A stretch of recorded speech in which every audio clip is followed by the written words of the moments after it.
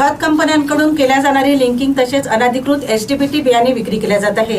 यासह इतर मागण्यांसाठी राज्यातील 86,000 कृषी केंद्र चालकांनी आज बेमुदत संप पुकारला असून या संपात यवतमाळ जिल्ह्यातून 1700 कृषी केंद्र चालकांनी यामध्ये सहभाग घेतला होता। राज्यातील 85,000 कृषी निविष्ठा विक्रेत्यांचे बियाणे, रासायनिक खते व कीटकनाशक औषधे विक्री व्यवसायातील कृषी केंद्र चालकांनी लिंकिंग विरोधात बेमुदत संप पुकारला आहे। मागील 4 ते 5 वर्षापासून शासनाकडे पाठपुरावा करूनही मात्र कुठलाच तोडगा न निघाल्याने कृषी केंद्र चालकांनी राज्यभरात संप पुकारला। कंपन्यांकडून रासायनिक खतांचा पुरवठा होताना होत असलेले लिंकिंग बंद करावी। शेजारी राज्यातून येणारे अप्रमाणित एसडीबीटी कपाशी बियाणे प्रतिबंधित होणे, प्रमाणित बियाण्यासंबंधी साथी पोर्टलचा वापराची विक्रेत्यांवर सक्ती न करता साथी पोर्टल बियाणे उत्पादक व पुरवठादार कंपनी स्तरापर्यंत राबविणे यासह इतर मागण्यांसाठी राज्यभरातील कृषी केंद्र चालकांनी बेमुदत बंद पुकारला।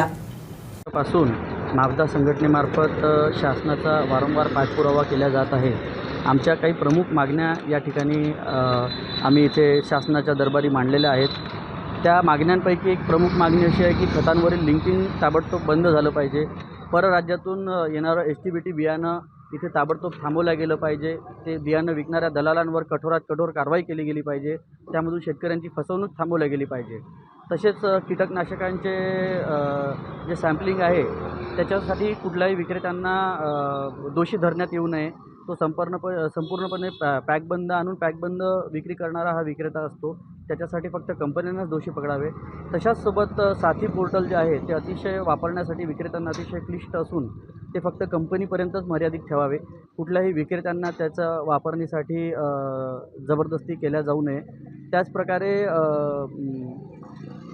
खत जे आहे खताच्या बाबतीत FOR पद्धतीने विक्रेत्यांना ते खत देण्यात यावे, जेणेकरून त्या खताच्या भाड्याचा जो बोजा आहे तो विक्रेत्यांवर किंवा शेतकऱ्यांवर येणार नाही।